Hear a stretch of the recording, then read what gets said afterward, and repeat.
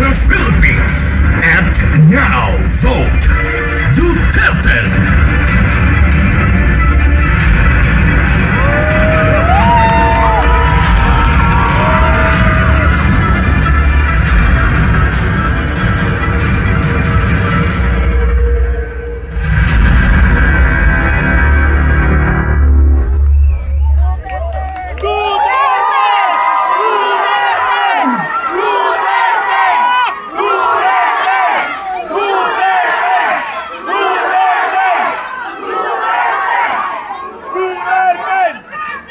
Sino yung mga maranaw dyan sa likod kanina?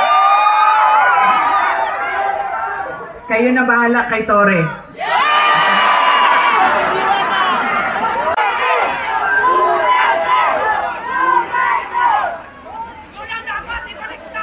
Yung mga nagtatanong kung kamusta si Pangulong Rodrigo Duterte, meron po kaming maliit, short, maikling video para sa inyong lahat.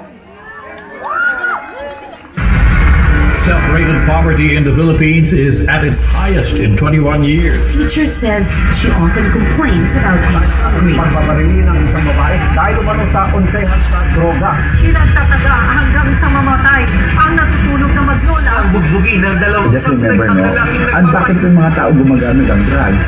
Remember, hindi sila addict na Pag-alagala, mga batang nagra-rugby ng kalat sa gitna ng daan. Mga taong pinagbabaril habang pwede ng pagkain sa karinderya. Kumakalat sa social media ang video ito ng pamamagitan sa mga Instead of going to school, they spend their days scavenging to earn money. Nagpapagalenteng trabaho ang suspect at gumagamit pa umano ng droga. good luck sa atin lahat. Sa halip na tutukan ang kumakalam na sikmura ng mga Pilipino, krimen, droga at korupsyon, mas inuna ang sariling interes at kasakiman sa kapangyarihan. Itinapon palabas ng bansa ang nag-iisang Pangulo na siyang tunay na nagmahal sa bayan.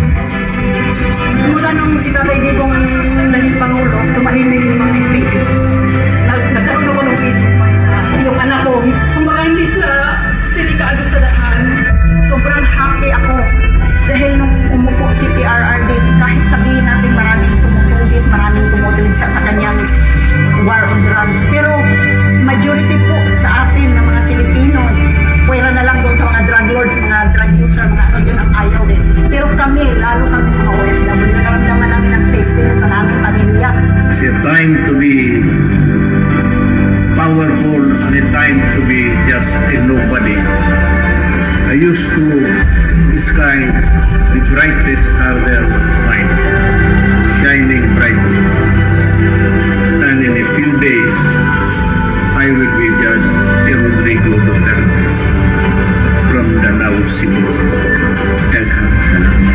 Lubos na minahal ni PRRD ang PNP at AFP. Pag ako ang nanalo, kaagad doblado ang sweldo ng pulis pati militar. Pero sila lang din pala ang gagamitin laban sa kanilang dating Commander-in-Chief. Hihilahin mo yan. Hihilahin mo yan. Ako maniwala nga, hihilahin mo yan. Ano ba ang damage ng government interest? Kung hintayin ko lang yung dalawang anak. Ano dapat yun, sir? Paano tayo mag-debate ito? This is not a place for debate. Hindi mo, Guys! hindi ko kanina. Hindi, sir. Hindi nyo magugustuhan ang kasunod na order.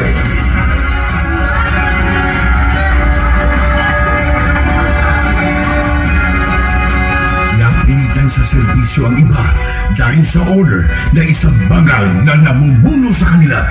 Former Philippine leader Rodrigo Duterte has been taken into custody by the International Criminal Court. Ngayon, ang simula ng pagliyab ng damdami ng mga Pilipinong nagmamahal kay Tatay Digong.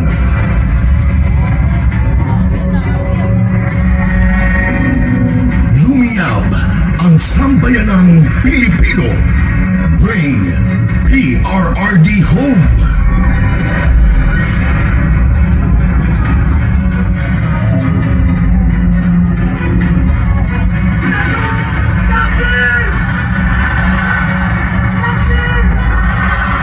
Iisa lang ang sigaw.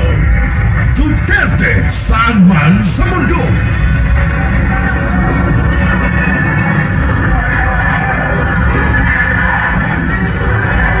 Nagagalit ang taong bayan dahil ramdam ng lahat na walang nagawa ang administrasyong ito. Bayan ang asikasuhin, hindi sariling bithiin.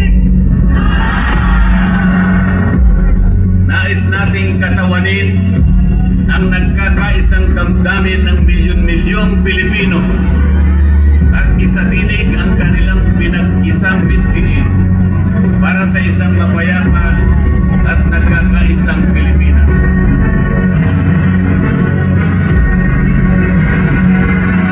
Hindi pa tapos ang pagliyak ng mga puso natin dahil nagpapatuloy pa din ang kasamaan habang nalulugmok na ang inahihayan.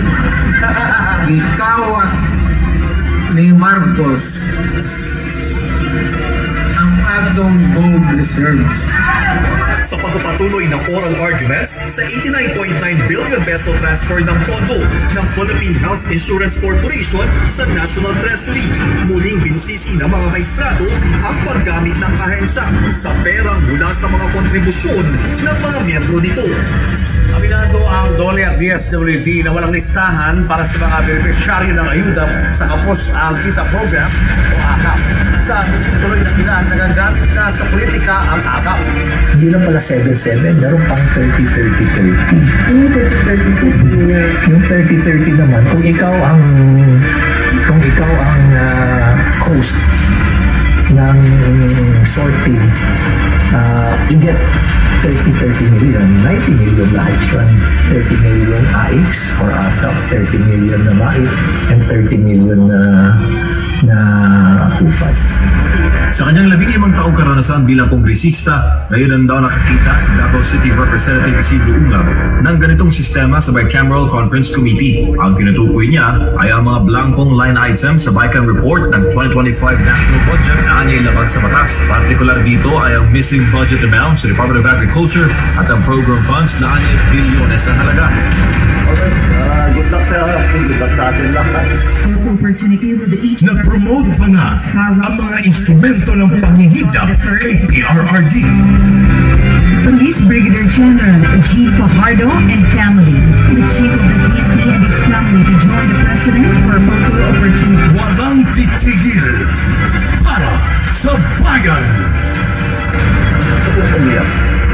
Maybe when I say my farewell, if I get to live on the last day of my term, I'd like to say something, and maybe I'll cry. Gusto kong umiyak dahil hindi ko manong taong binigay nila ng pagmamahal sa akin. Totoo lang.